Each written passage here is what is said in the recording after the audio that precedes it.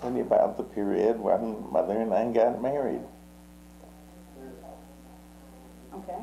It was still the height of the Depression, and Mother and I eloped. We got married, and we called up several rabbis, and we were eloping, and they wanted to bring us to bring a minyan. A minyan is 10 people, which would be quite a crowd for an elopement.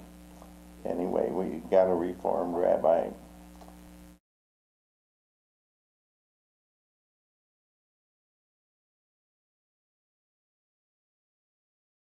Rabbi Felix Levy at Anshamet, and we brought 2 friends of ours, and that was our wedding. And that was the height of the Depression. It was 1938. And I'll tell you, when Mother and I got married, we lived with your grandma and grandpa Silverman. As soon as Ann had lived there, and when she moved out, we moved in. I was going to school then. I used to practice my shorthand in the bedroom, writing on a card table, and it was hot as hell. That was before air conditioning, and we struggled through that. And then I got a job. We got our first apartment on 5111 Glenwood, and I paid $42.50 for a month rent there. And Mother and I think by that time I was making maybe $25 a week. And I'll backtrack a little. Prior to the time we got married, I was working at the American Lending Library, and I was making $12 a week, and working from 8 in the morning till 5:30 at night, and on Saturdays from 8 in the morning till 12:30. Okay, wait. And all of that was for $12 a week. And Mother and I struggled. We moved into our apartment on Glenwood, and at that time we used to run to the Ardmore Theater, and before 6:30 you can see a double feature for 15 cents. And we used to do that. That was a big outing to go to a movie once or twice a week. Also, you could win a free dish. They also gave away premiums at that time just to go to the movie. But anyway, shortly thereafter, after I entered the service, and Leslie was born, we went out to Camp Roberts, and Mother came out with you on the train, and we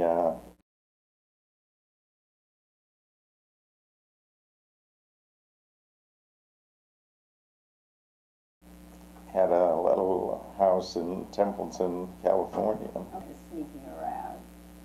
Over there. Okay, Norman. You're not part of this. Oh, wait a minute, actually did. Okay, all right, go ahead. Okay, anyway, Mother came out to join me, and subsequently Pammy was born in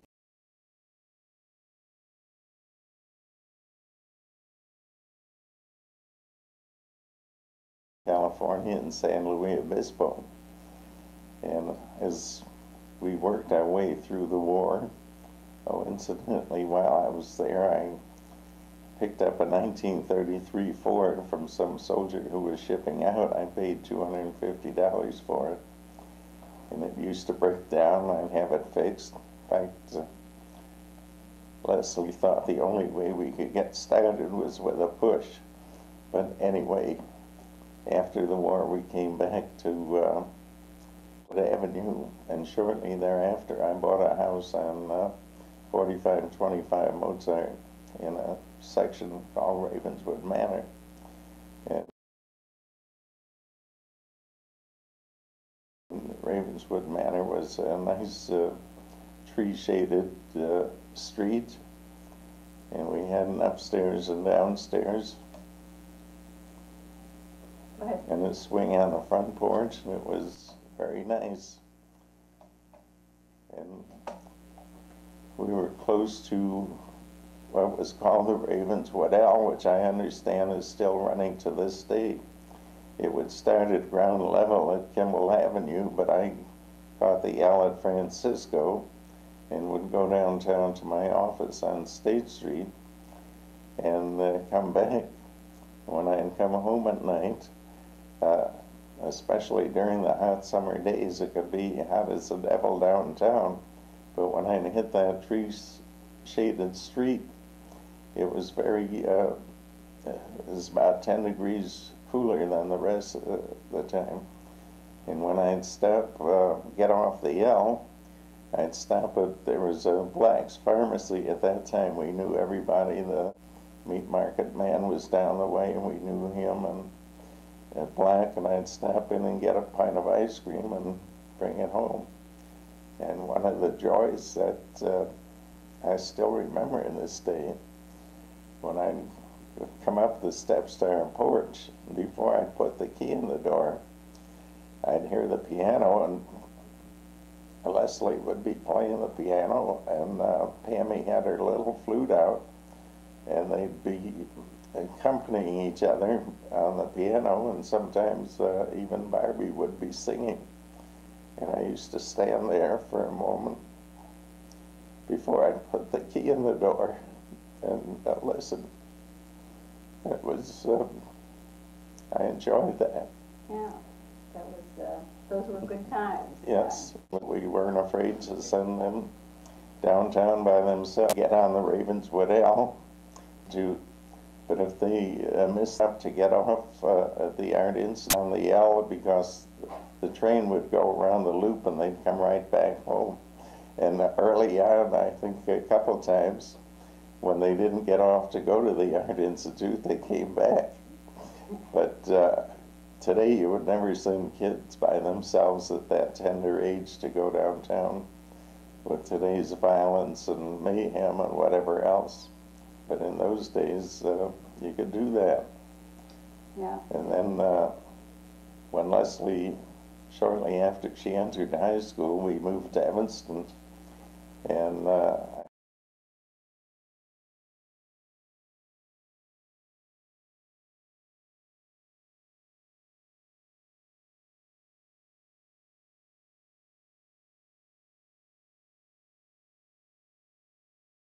think, I don't know, did you graduate at Evanston or in Roosevelt? No, I graduated Yeah. from Roosevelt. Leslie graduated from Roosevelt, but Pammy and Barbie went to Evanston Township High School.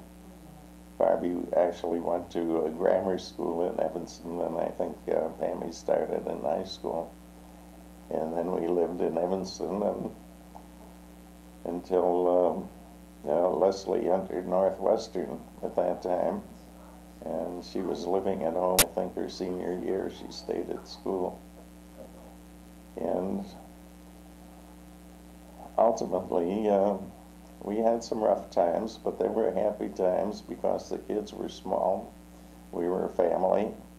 We used to go to Ravinia during the summer for picnics and hear the music. We'd go to the Art Institute, we'd go to concerts, and it was a nice time.